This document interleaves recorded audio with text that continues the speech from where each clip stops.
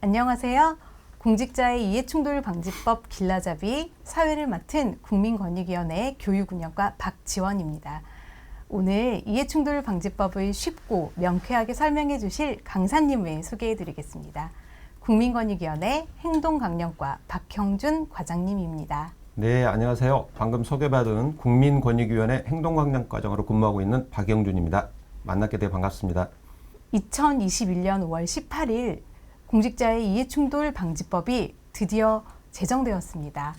이제 비로소 우리나라가 세계 20위권의 청렴 선진국으로 도약할 수 있는 제도적인 기틀이 완비됐다. 이런 평가가 있는데요. 네, 과장님 말씀대로 저희도 그렇게 평가를 하고 있습니다. 우리 위원회에서 소원하고 있는 부패방지권익위법, 청탁금지법, 공공재정환수법, 그리고 이번에 국회에서 통과된 이해충돌방지법으로 이어지는 부패예방제도의 구축이 마무리되었습니다. 부패 발생 가능성을 사전부터 철저하게 예방하고 발생한 부패는 엄중 대응하는 시스템이 구축되었다고 자평하고 있습니다. 그럼 지금부터 본격적으로 공직자의 이해충돌 방지법이 무엇인지 구체적인 내용에 대해 알아보도록 하겠습니다. 강의를 듣고 계신 공직자 여러분 집중해 주세요. 과장님, 예. 이해충돌이라는 단어 자체가 좀 생소하게 느껴지시는 분들도 있을 것 같은데요. 먼저 이해충돌, 그게 어떤 내용인지 개념에 대해서 설명 좀 부탁드리겠습니다. 네, 알겠습니다. 저희 공직자 이해충돌 방지법 제2조 제4호의 이해충돌이란 그 개념을 도입하고 있는데요. 그 개념을 보면 공직자가 직무를 수행할 때 어떤 자신의 그 사적 이해관계에 관련되어서 공정하고 청렴한 직무 수행이 저해되거나 저해될 우려가 있는 상황을 의미하고 있습니다. 그렇다면 이해충돌이 있다고 해서 반드시 부패가 발생하는 건 아니겠네요. 그렇습니다. 이해충돌 그 자체는 부패가 아닙니다. 그러나 이해충돌 상황에 놓인 공직자가 그렇지 않은 경우에 비해 부정한 사익을 추구하거나 부패 행위로 이어질 가능성이 높은 것은 사실입니다. 따라서 이러한 상황을 적절히 관리하고 통제해서 부패를 사전에 예방하는 것이 바로 이 이해충돌 방지법의 제정 목적이라 할 것입니다. 또한 이를 위해 마련한 공직자가 반드시 지켜야 할 10가지 기준이 이 법의 핵심 내용이라 할 수 있습니다. 네, 그렇군요. 그런데 제가 최근 뉴스에서 약 200만 명의 공직자가 이해충돌 방지법의 적용 대상이다. 이런 내용을 들은 적이 있습니다. 그러면 구체적으로 누가 이 법의 적용을 받게 되나요? 네, 이해충돌 방지법 제2조에 따라 보면 모든 공공기관의 공직자가 이 법의 적용을 받는데요. 먼저 말씀드리면 국회, 법원, 우리 중앙행정기관, 지자체, 지방의회, 공직유관단체, 교육청, 국공립학교 등에 근무하는 공직자가 그 대상입니다. 다만 청탁금지법과는 달리 이해충돌 방지법에서는 사립학교 임직원이나 민간 언론사의 언론인은 법 적용 대상이 아닌 점을 우리 공직자분들께서 기억해 주시기 바랍니다. 네, 나는 이 중에 어떤 공직자에 해당하는지 다 좀 숙지를 하고 계셔야 될 것 같습니다. 네, 그리고 제가 보니까 이해충돌방지법 제2조에는 직무 관련자라고 하는 또 하나의 중요한 용어가 등장하는데요. 법상 누가 직무 관련자에 해당하는지도 좀 설명해 주시겠어요? 네, 지금부터 설명드릴 4가지 중 하나에 해당하면 직무 관련자로 볼 수가 있는데요. 첫째, 어떤 공직자의 그 직무 수행과 관련해 일정한 행위나 조치를 요구하는 개인이나 단체 등이 있을 수 있겠습니다. 예를 들면 공직자에게 인허가, 면허, 등록 등을 신청한 민원인이 여기에 해당될 거고요. 둘째로 공직자의 직무 수행과 관련해서 이익 또는 불이익을 직접적으로 받는 개인 단체가 있을 수 있겠습니다. 공직자가 어떤 단속 조사를 하거나 부담금이나 과태료 부과를 하고 또 취소 등을 하는 상대방이 그 직무 관련자라 할 수 있겠습니다. 또 셋째, 공직자가 소속된 어떤 공공기관과 어떤 계약을 체결하거나 그 체결하는 것이 명백한 어떤 개인이나 법인 단체 등이 있을 수 있겠고요. 마지막 4번째로 공직자의 어떤 직무 수행과 관련해서 이익이나 불이익을 직접적으로 받는 다른 공직자, 즉 다른 기관의 공직자로 볼 수 있는데 어떤 감독기관과 산하기관 관계, 평가기관과 이 평가를 받는 그 공직자의 관계, 이렇게 이해하시면 될 것 같습니다. 네, 이제부터 본격적으로 이해충돌방지법에서 정한 아까 과장님께서 말씀하셨던 10가지의 행위 기준에 대해서 한번 알아보도록 할까요? 제가 듣기로는 이해충돌방지법의 그 10가지의 의무도 그 2종류로 나눠진다고 들었습니다. 예, 그렇습니다. 네네. 청렴하고 공정한 그 직무 수행을 위해서 반드시 해야 할 5가지, 그리고 해서는 안 되는, 하지 말아야 할 5가지 의무가 있다고 들었는데요. 네. 이번 시간에는 먼저 공직자가 반드시 해야 하는 5가지의 신고 그리고 제출 의무에 대해서 설명 부탁드리겠습니다. 네, 과장님 말씀하신 대로 저 이해충돌 방지법에서는 공직자가 직무 수행 중에 꼭 해야 할 5가지 의무 규정, 즉 신고 관련 규정들이 5개가 먼저 규정이 되어 있는데 그걸 좀 말씀드리겠습니다. 먼저 법 제5조에 보면 사적 이해 관계자 신고 의무가 있습니다. 네, 사적 이해 관계자라고 하니까 가족이나 아니면 뭐 친척 이런 사람들이 일단 떠오르는데요. 예. 사실 듣기만 해도 막 마음이 약해질 것 같은 그런 단어인 것 같습니다. 그러면 어떤 사람들이 실제 사적 이해 관계자에 해당하나요? 예, 이해충돌 방지법 제2조 제6호에 7가지 유형의 사적 이해 관계자를 정의하고 있는데요. 첫째 보면은 공직자 그 자신과 그 가족이 대표적인 사적 이해 관계자에 해당됩니다. 여기서 가족이란 민법 779조에서 규정하고 있는 가족과 같은데요. 우선 공직자의 배우자, 부모, 자녀, 그리고 형제자매가 가족에 포함됩니다. 그리고 아울러 생계를 같이 하는 경우에는 뭐 사위, 며느리, 그리고 배우자의 부모, 형제까지도 가족의 범위에 포함됩니다. 아, 네. 그렇다면 그 가족이 아닌 사적 이해관계자도 있나요? 네, 그런 경우가 많이 있습니다. 현재 보면 공직자나 그 가족이 어떤 임원이나 대표자 또는 뭐 사회이사로 재직 중인 법인과 단체도 사적 이해관계자에 해당이 되고요. 다만 여기서 말씀드린 임직원 말씀을 드렸는데 그래서 직원으로 재직하는 경우는 제외됩니다. 임원으로 재직하고 있어야 됩니다. 이와 함께 공직자나 그 가족이 대리하거나 고문, 자문 등을 제공하는 개인이나 법인, 단체가 있을 수 있고요. 또 공직자 그 가족이 저희가 시행령으로 이제 규정을 할 텐데 일정 비율 이상의 주식이나 자본금 등을 소유하고 있는 법인, 단체도 사적 이해관계자에 해당이 됩니다. 네. 그러면 지금 현재 그 관련이 있는 사적 이해관계자에 대해서 얘기를 해주셨는데 지금 현재뿐 아니라 과거에 인연이 있었던 그런 사적 이해관계자도 있을 수 있겠죠? 예, 그런 경우도 법에 규정되어 있습니다. 먼저 보시면 공직자가 그 채용 임용되기 전에 2년 이내에 재직했거나 대리 또는 고문 등을 제공했던 개인이나 법인, 단체는 사적 이해관계자에 포함됩니다. 그리고 우리 공공사회, 공직자 사회에서 내부에서 발생할 수 있는데요. 최근 2년 이내 퇴직한 공직자로서 퇴직 일전 2년 이내에 대통령령 등으로 정하는 일정한 그 부서에서 같이 근무했을 경우도 사적 이해관계자에 해당됩니다. 아, 네, 알겠습니다. 이렇게 법에서 정한 7가지 유형의 사적 이해관계자에 대해서 설명을 해주셨는데요. 특별한 관계라고 할 수 있는 이 사적 이해관계자가 공직자의 직무 관련자다. 이런 사실을 네. 알게 되면 이 사실을 알게 된 날로부터 14일 이내에 그 사실을 기관장에게 신고해야 되는 거죠? 네, 그렇습니다. 그런데 이제 공직자 직무가 워낙 다양하고 범위가 넓어서 과연 어디까지가 신고 대상인가 하는 의문을 가질 수는 있습니다. 네. 따라서 우리 이해충돌 방지법은 이 신고 대상이 공직자의 직무 유형을 어떤 사적 유형과 개입되어서 이해충돌 발생할 소지가 높은 대표적인 16개 유형으로 한정을 하고 있습니다. 구체적인 신고 대상 직무는 법 제5조 제1항을 참고하시면 바로 확인하실 수 있을 겁니다. 먼저 보면 그 16개 유형을 보면 우리 공직자가 수행하는 직무입니다. 인허가, 뭐 단속 업무, 뭐 보조금 지급 업무, 뭐 계약 관계, 또 일선 경찰이나 검찰에서 하고 있는 수사, 재판, 공직사의 내부에서 이루어지는 채용 승진, 뭐 포상 등 16가지 직무 유형 중 본인의 직무가 어디에 해당되는지를 확인하시고 하면 되겠습니다. 네, 알겠습니다. 공직자분들께서 법 내용을 잘 숙지하셔서 어떤 사람들이 직무 관련자인지 잘 아셔야 될 것 같습니다. 예. 네, 그러면 이제 이렇게 직무 관련자가 곧 사적 이해 관계자일 때 기관장에게 이를 신고하면 의무를 다 하게 되는 건가요? 네, 그렇습니다. 여기서 이제 신고와 함께 또 한 가지 잊지 말아야 할 절차가 있습니다. 바로 회피 신청입니다. 즉 회피 신청이 이루어져야 그 직무에 대해서 계속 할 건지 말 건지를 판단을 받는 절차가 있기 때문에 회피 신청까지 이루어져야 한다는 점을 좀 명심하시기 바랍니다. 아, 네, 알겠습니다. 신고로만 끝나지 않고 회피 신청까지 같이 해야 한다는 사실을 이 강의 들으시는 공직자 여러분들 잘 기억해 주시기 바랍니다. 이해 충돌이라는 개념 자체가 사적인 이해관계로 인해서 공정한 직무 수행이 저해되는 상황이라는 점을 생각을 하면 결국 10가지 이 행위 기준들 중에서 가장 중요하고 또 기본이 되는 것이 바로 이 법 제5조의 사적 이해관계 신고인 것 같습니다.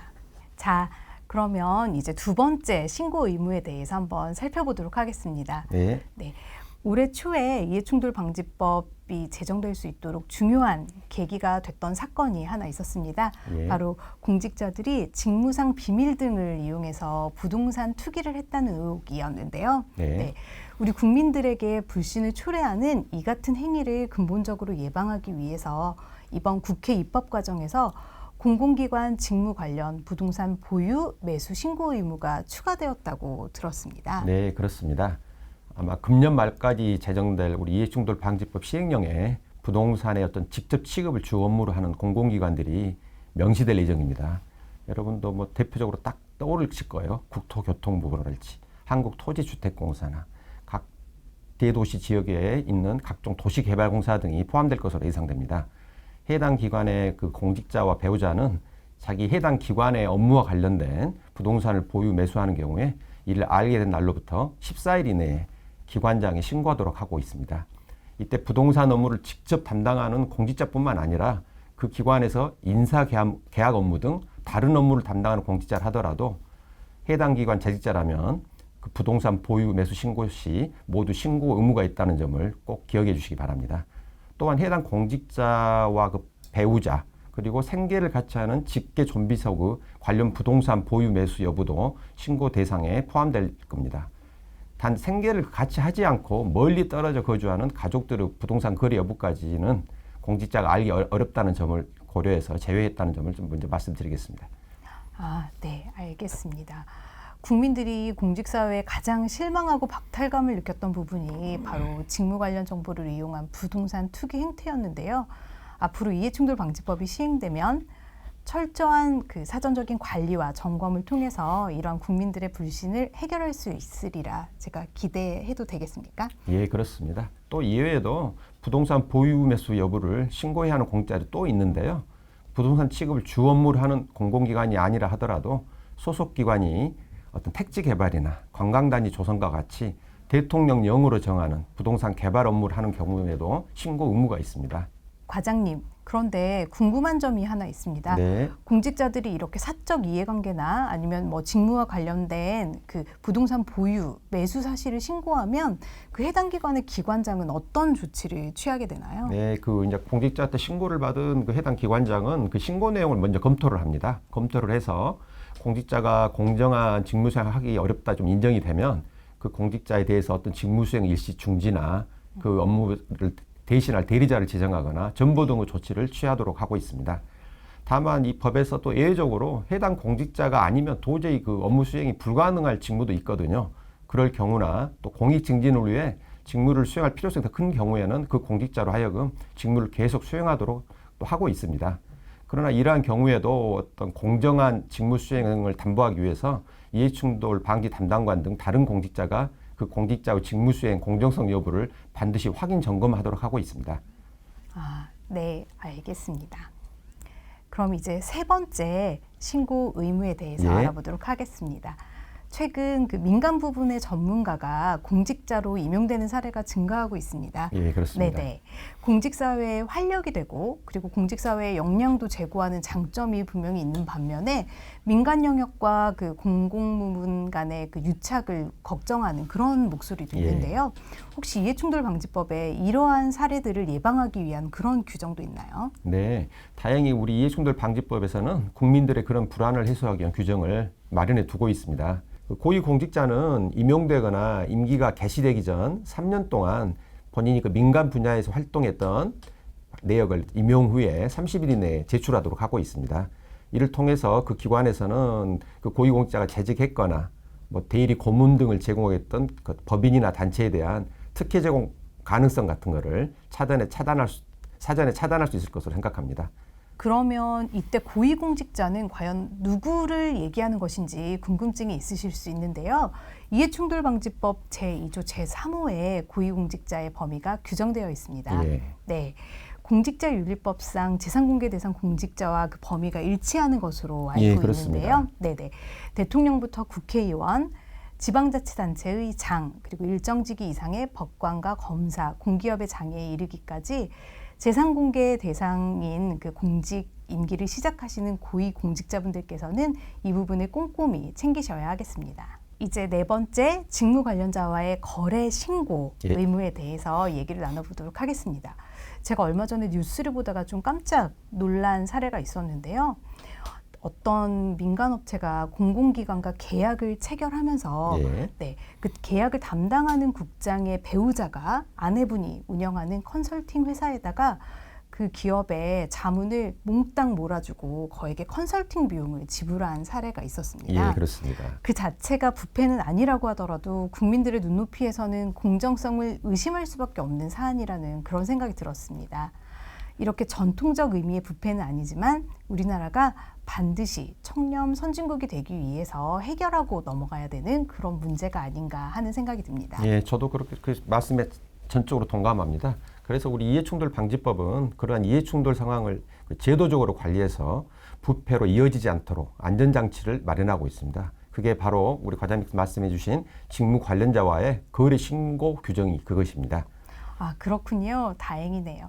그러면 그 해당 신고 의무에 대해서 자세한 설명 부탁드리겠습니다. 네, 직무 관련자와 거래 신고는 이런 경우입니다. 공직자는 본인과 그 배우자뿐만 아니라 부모와 자녀, 그리고 생계를 같이 하는 장인, 장모 또는 시부모 등이 공직자의 직무 관련자와 금전이나 어떤 부동산 등 사적 거래를 하는 경우에 이를 안 날로부터 14일 이내에 소속 기관장에게 신고하도록 하고 있습니다. 또한 그 공직자 본인이나 배우자 또 직계 존비속 등이 일정 비율 이상의 어떤 지분이나 주식 등을 가지고 있는 법인 단체가 있을 수가 있어요. 이런 경우를 특수관계 사업자로 표현을 하고 있는데요. 근데 이런 특수관계 사업자인 사람들이 공직자의 직무 관련자와 어떤 사적 거래를 하는 경우에는 또 신고 의무가 있다는 점을 말씀드리겠습니다. 다만 그 직무 관련자와 대가성 거래를 하는 등 사적 이익을 취하는 것을 방지하기 위한 규정인 만큼 우리가 일상적으로 금융회사에서 어떤 통상적 조건으로 금전을 빌리거나 경매 등을 통해서 아파트를 당첨을 받는다 할지 그런 경우는 신고 대상에 해당되지 않습니다. 네, 알겠습니다. 그러면 이제 마지막 신고 의무가 남아 있습니다. 법 제15조에서 퇴직자와의 사적 접촉을 신고하도록 하고 있는데요. 그 같은 부서에서 근무하다가 퇴직한 공무원은 앞서서 말씀하셨던 사적 이해관계자 신고 대상에 해당될 것 같습니다. 그렇습니다. 네네. 그런데 이제 통상 공직에 입문해서 30년가량 이렇게 근무를 하다 보면 정말 수많은 동료 공직자들을 만나게 되지 않습니까? 그렇죠. 네네. 그래서 이 경우에 많은 동료들이 앞서 얘기한 사적 이해관계자의 범위에 해당되지 않을 수도 있을 거라는 생각이 듭니다. 그렇다면 그런 퇴직자와의 부적절한 접촉이나 전관 예우 의혹을 사전에 좀 방지하는 것도 필요할 것 같은데요. 네, 그렇습니다. 그래서 저희 이해충돌방지법에는 우리 과장님 말씀하신 그런 경우를 예방하기 위해서 어떤 퇴직 공직자에 대한 전관 예우 등 특혜 시비를 사전에 예방하기 위해 퇴직자와의 사적 접촉 신고 규정도 마련하고 있습니다. 공직자 그 소속 기관에서 퇴직한 지 2년이 지나지 않은 퇴직자가 인허가를 신청하거나 또 계약의 어떤 상대방으로서 즉 직무 관련자에 해당할 경우에는 그 퇴직자와 골프를 같이 하거나 여행, 사행성 오락을 같이 하게 되면 이를 반드시 소속 기관장에게 신고해야 합니다. 지금까지 과장님께서 그 5가지 신고, 제출 의무에 대해서 이렇게 상세하게 설명을 해주셨는데요. 그렇다면 이 의무를 위반한 경우에 어떤 제재를 받게 되는지에 대해서도 좀 말씀 부탁드립니다. 네, 공직자가 어떤 사적 이해관계자 신고를 안 했거나 공공기관에서 그 보유 직무 관련 부동산 보유 매수 신고를 안 했거나 직무 관련자 거래 신고 의무를 위반할 경우에 우리 법에서는 징계 또는 2천만 원 이하의 과태료를 부과하도록 하고 있습니다. 또한 동시에 그 기관장은 그 해당 공직자 직무를 중지하거나 취소하는 등의 조치를 취하게 됩니다. 또한 해당 공직자의 직무가 위법한 것으로 확정되면 그 직무를 통해 공직자나 제3자가 얻은 재산상 이익도 환수하도록 하고 있습니다. 그 외에 아까 말씀드렸던 고위공직자의 그 민간 부분 업무활동 내역 제출이나 퇴직자의 사적 접촉 신고 의무 위반 시에는 징계와 더불어 1,000만 원 이하의 과태료가 부과되도록 하고 있습니다. 지금까지 국민권익위원회 행동강령과 박형준 과장님과 함께 공직자가 지켜야 할 5가지의 신고, 제출 의무에 대해서 알아봤습니다. 특히 이 5가지 의무는 명백하게 불법이나 부패라고 하기는 어렵지만 국민들께서 그동안 끊임없이 물어오셨던 그럼에도 불구하고 이건 과연 공정한가? 라는 질문에 대한 저희 공직사회의 답변이라고 생각합니다. 금지가 아닌 자율적인 신고와 사전적인 관리를 통해서 우리 공직자들은 모두 안심하고 일하고 국민들께서는 우리 공직자들에게 안심하고 맡길 수 있는 청렴이 자연스러운 일상이 되는 대한민국이 되기를 희망합니다. 과장님, 지금까지 이렇게 상세하고 명쾌한 강의 감사합니다. 네, 감사합니다. 안녕하세요. 앞서 5가지 신고 제출 의무에 이어 5가지 제한 금지 행위에 대해 알아보겠습니다. 저는 본 강의의 진행을 맡은 국민권익위원회 청렴연수원 송두원 주무관입니다. 저와 함께 법의 내용을 명쾌하게 설명해 주실 이해충돌방지법 시행준비 TF 조유지 팀장님이 옆에 나와 계십니다. 팀장님, 안녕하세요. 네, 안녕하세요. 네, 이제부터는 공정성과 부패 발생 가능성이 매우 높아서 행위 자체가 제한 또는 금지되는 5가지 유형을 설명해 주실 텐데요. 먼저 이해충돌방지법 제10조에 직무 관련 외부 활동 제한 규정이 눈에 띕니다. 네, 최근 공직자가 직무 관련 지식에 관한 온라인 강의를 개설하고 거액의 수강료를 받아 문제가 된 사례가 있었습니다. 이해충돌방지법은 이처럼 공직자가 직무와 관련한 강의, 자문, 대리 등으로 인해서 공정한 직무 수행에 지장을 받는 일이 없도록 제한 규정을 두고 있습니다. 그럼 구체적으로 어떤 행위들이 제한이 될까요? 예, 먼저 직무 관련자에게 사적으로 노무, 조언, 자문 등을 제공하거나 소속 공공기관의 직무 관련 지식이나 정보를 타인에게 제공하고 그 대가를 받는 행위를 엄격히 제한하고 있습니다. 다만 청탁금지법 제10조 외부 강의 등을 통해서 사리금 수수가 허용된 경우와 소속 공공기관장이 사전에 허가를 한 경우는 허용됩니다. 그리고 또 공직자가 소속 공공기관이 당사자인 소송 등에서 상대방을 대리하거나 조언, 자문을 하는 행위를 제한하고 있고요. 또 외국기관, 법인 등을 대리하는 행위, 그리고 직무 관련 다른 직위에 취임하는 행위도 기관장의 허가 없이는 할 수 없습니다. 네, 이런 점을 기억하시고 사전에 꼼꼼히 살펴보셔야 될 것 같습니다. 그럼 두 번째로 가족 채용 제한에 대해서 알아보겠습니다. 취업은 우리 국민들, 특히 청년 세대의 가장 큰 관심사인데요. 몇 년 전 공공기관의 채용 특혜 의혹이 문제가 되면서 국민권익위원회 공공기관 채용비리 근절 추진단은 매년 채용 실태를 전수 점검하고 있기도 합니다. 이해충돌방지법에도 공공기관의 채용 특혜 예방을 위한 규정이 있다고 들었는데요. 네, 그간 국회의원이 자녀를 인턴으로 채용하고 친동생을 5급 비서관으로 채용해서 문제가 된 사례가 있었습니다. 또한 지역의 한 도시공사에서는 임원의 자녀를 운영요원으로 채용하는 등 그 특혜 채용을 통해서 무리를 빚은 적이 있습니다. 우선 공공기관과 그 산하기관, 자회사는 소속 기관의 고위공직자와 채용 업무 담당자 등의 가족을 경쟁 절차 없이는 채용할 수 없습니다. 즉 모든 공공기관은 소속 고위공직자와 채용 담당자의 가족을 경쟁 절차 없이 채용할 수 없으며 그 공공기관이 산하기관인 경우에는 감독기관의 고위공직자의 가족 그리고 그 공공기관이 자회사인 경우에는 모회사 소속의 고위공직자의 가족까지 포함해서 채용을 제한하고 있습니다. 다만 이 고위공직자의 가족이라 하더라도 공개경쟁 채용 시험이나 다수인 대상 경력경쟁 채용 시험에 따른 채용은 허용이 됩니다.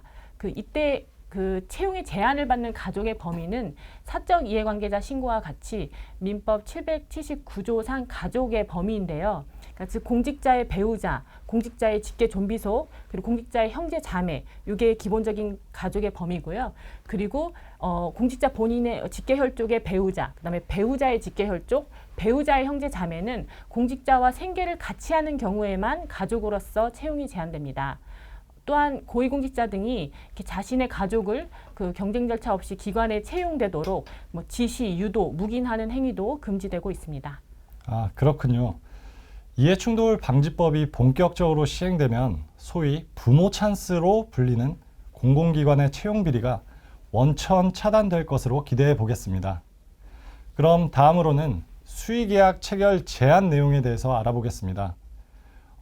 최근 공직자의 가족이 편법적으로 공공기관의 계약을 독식하는 행태가 언론에 종종 보도되고 있는데요. 이해충돌 방지법은 이를 어떻게 제한하고 있나요?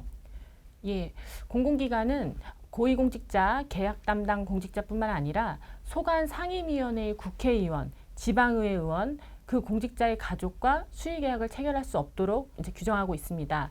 이해충돌 방지법상 수의계약 체결 제한 범위는 매우 넓어서 공공기관 소속 고위공직자와 계약 담당자, 그리고 그 기관을 직무로서 감독하는 국회의원이나 지방의회 의원, 그리고 이 공직자들의 가족뿐만 아니라 그 가족이 대표자인 법인단체, 그리고 이들과 관련된 특수관계 사업자까지 그 해당 공공기관과 수의계약 체결을 제한됩니다. 그리고 산하기관이나 자회사는 이에 더해서 그 해당 기관이 산하기관이라면 그 감독기관이나 모회사의 고위공직자, 고위공직자의 가족과 또 이들이 대표자인 법인단체, 이들과 관계된 특수관계 사업자와 수의계약을 체결할 수 없습니다.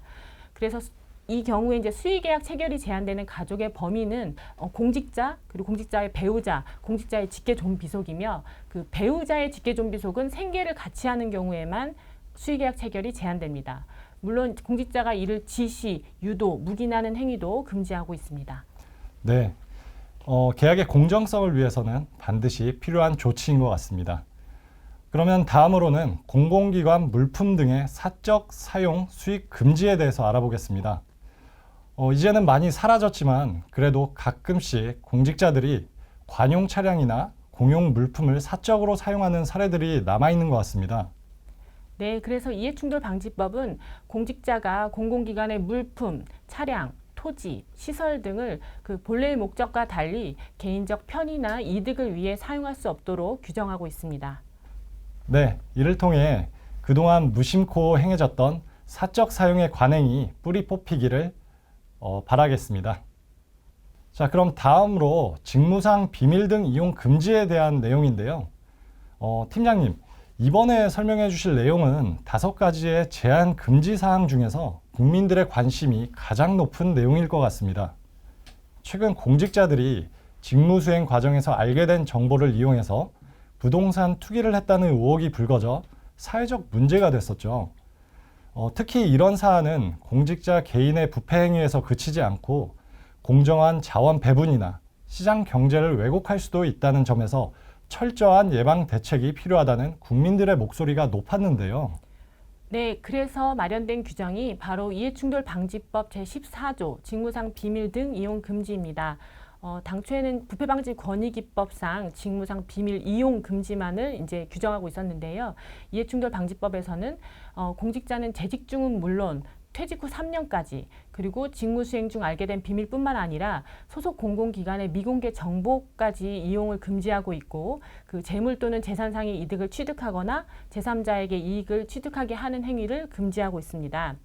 여기서 소속 공공기관의 미공개 정보란 재물 또는 재산상 이익의 취득 여부를 판단하는 데 중대한 영향을 미칠 수 있는 정보로서 불특정 다수, 즉 국민들에게 공개되기 이전의 정보를 의미합니다. 이를 위반한 경우에 7년 이하의 징역이나 7천만 원 이하의 벌금에 처하고 있는데요. 또한 이렇게 공직자가 직무상 비밀 등을 이용하여 취득한 재물이나 재산상 이득은 몰수하고 이를 몰수할 수 없는 경우에는 해당 가액을 추징하게 됩니다. 뿐만 아니라 실제로 재산상 이익을 취득하지 않더라도 사적 이익을 위해 직무상 비밀이나 소속 공공기관의 미공개 정보 등을 이용하는 것 자체가 처벌 대상입니다. 예를 들면 시험지 유출과 같은 사례가 있을 수 있겠습니다. 그래서 재산상 이익 취득이 없더라도 이런 사적 이용에 대해서는 3년 이하의 징역 또는 3천만 원 이하의 벌금에 처해집니다. 네, 그렇군요. 이해충돌 방지법의 10가지 의무 가운데 벌칙으로 형벌이 규정된 유일한 의무인 만큼 공직자들이 엄중히 여기고 잘 준수해야 하겠습니다. 그런데 공직자의 친지나 지인이 비밀이나 미공개 정보를 알고 이용하는 경우도 있을 것 같은데요. 이런 경우에는 어떤 규정이 적용되나요?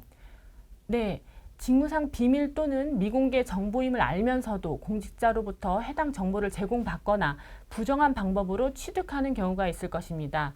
이때 이를 이용해서 재물 또는 재산상의 이익을 취득한 제3자는 5년 이하의 징역 또는 5천만 원 이하의 벌금에 처해집니다. 그리고 이들이 취득한 재산상의 이득도 몰수하거나 추징됩니다. 네, 특히 이 규정은 공직자뿐 아니라 일반 국민들도 잘 알고 계셔야 하는 규정인 것 같습니다. 내년 5월 법이 본격적으로 시행되기 전까지 많은 국민들이 아실 수 있도록 우리 팀장님께서 적극적인 홍보를 부탁드리겠습니다. 그럼 이제 직무상 비밀 등 이용 금지 의무 위반에 대한 제재는 조금 전 설명을 잘 해주셨는데요. 나머지 4개의 제한 금지 의무를 위반하는 경우 어떤 제재를 받게 되나요? 네, 우선 가족 채용 제한이나 수의계약 체결 제한 의무를 위반하는 경우에는 징계 또는 3천만 원 이하의 과태료가 부과됩니다. 또한 직무 관련 외부활동 제한, 공공물품의 사적 사용 수익 금지를 위반한 경우에는 징계 또는 2천만 원 이하의 과태료가 부과됩니다. 네, 지금까지 국민권익위원회 이해충돌방지법 시행준비 TF 조유지 팀장님과 함께 공직자가 지켜야 할 5가지의 제한금지 의무에 대해 알아보았습니다. 2022년 5월 19일 이해충돌방지법이 시행되기 전까지 이제 1년도 채 남지 않았는데요. 이 강의를 듣고 계신 많은 공직자 여러분, 법의 내용을 잘 숙지하시고 제도의 안정적이고 성공적인 운영을 위해서 함께 준비해 주시기를 부탁드리겠습니다. 이상으로 공직자 이해충돌방지법 길라잡이 교육을 마치겠습니다.